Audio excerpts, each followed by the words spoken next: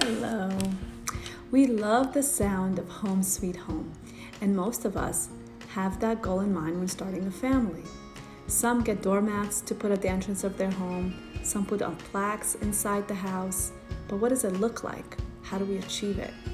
In the book Heart of Parenting, chapter titled Home Sweet Home, states that a child's emotional and spiritual development is dependent on a harmonious home. Rav Pam tells us that the most two critical things that parents can do to ensure to have good children is maintaining marital harmony and praying to our Creator for assistance and guidance. The same Creator who's concerned with little things such as regrowth of hair and nails will turn His concern for our plea for a peaceful home. Why is it that we need peace in adult relationships to having good children?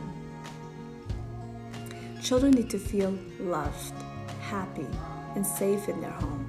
Otherwise, they turn to the outside world that has little good to offer. Children need to blame themselves. They tend to blame themselves for their parents' dysfunctional relationships. When a parent is unhappy, stressed, or angry, he or she doesn't have the correct mindset and a nurturing heart to parent their child correctly. A lot of the time, their personal issues spill over to incorrectly disciplining their children. Some have the misconception that only divorce destroys children, but a home filled with constant battle and stress can sometimes be more damaging to the children than a peaceful divorce. One healthy and happy parent can run a great home. Two who constantly don't get along cannot. So what should we do? Every home has its ups and downs. We need to put in our best efforts to create a home that is warm and happy, in simple arguments and in more complex ones, regardless of one or two parents in the house. In parenting, we must work on our own midot, our own character traits. Our children will be happy with what they have if we are happy with what we have. In order for the children to choose to see the good in their lives, we have to see the good in our lives.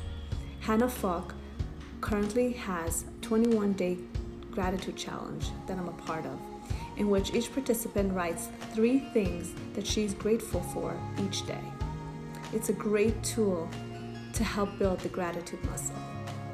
There are current obstacles that families are facing now more than ever. For example, financial stress. In a home with financial difficulty, there are 2 approaches a parent can take when asked by a child to purchase an expensive item. One is to complain and say, "I'm 2 months behind my rent. I can barely buy food and you want me to buy you expensive shoes?" A second approach is to point out the good that the family has. Keep financial issues private so not to alarm or scare the children, and say, "I wish I could buy this for you, but right now we need to save the money for other things." If there's a tight budget, a tip for still giving to your children is to be extremely generous to the small things, such as splurging on the most expensive item in the dollar store. There's a family of 10 that I personally know who live with the bare minimum. The parents make such a big fuss with a high level of gratitude with every little thing that they get. The children are happy and they don't complain much about the lack. Another tip is to play and be present with your child by doing the things that they like, even though it's not something the parent enjoys, which would be playing video games together for some parents. The purpose is for them to feel that their home is safe and a fun place to be. There's a recent story of a teenager growing up in a home with an unhealthy marriage, which spilled over for them to use physical punishment to discipline. This young girl was also experiencing consistent bullying in school. The combination of both worlds was too much for her to bear, but her parents were too preoccupied with their own pain to notice. One day after school, her mother received a call from the suicide hotline looking for her daughter. The mother quickly ran to her room, which was locked. Using all of her strength, the mother pushed the door open. She found her daughter minimally responsive on the bed. She was taken for treatment. An investigation of the home was opened, which led to the parents taking marriage counseling, along with providing therapy for their child that they loved so much. It took about a year before significant change took place in the home. The family as a whole accepted the reality that they needed help and that they consistently attended these therapy sessions, even though it was difficult to address the core issues.